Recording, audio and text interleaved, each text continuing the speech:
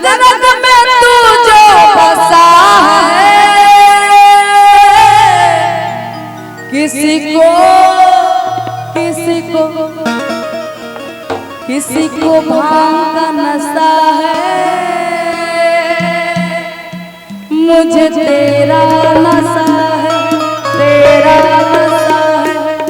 बाबा के दरबार में किसी को भांग का था, किसी को गांजा का, किसी को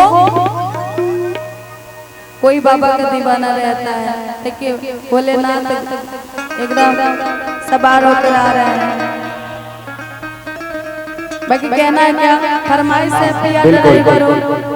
कैमरा मैन उधर से शूट कीजिए, यहाँ तक आदित्य जी तक लाइए। हाँ, होली खेले मसाने में बाबा भी आ रहे हैं। हाँ, कुछ अलग दिखाई गाइए।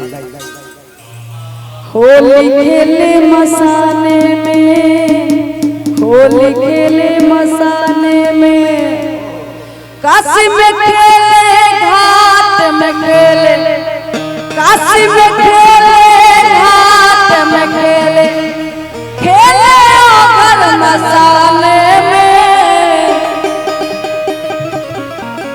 होली खेले मसाने में, होली खेले मसाने में, होली खेले मसाने में, होली खेले मसाने में, काशी में खेले घाट में खेले, काशी में खेले घाट में खेले, खेले ओघर मसाले में।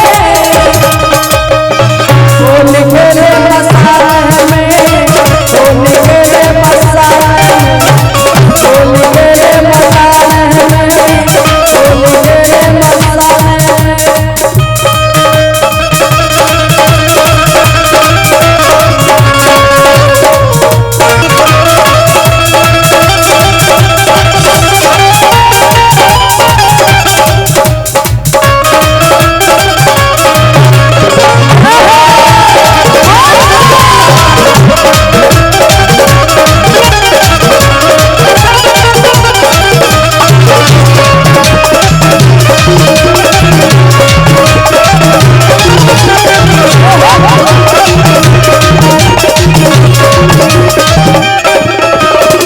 भंगिया पीवे भोला शंकर, इसका हर भंगा है।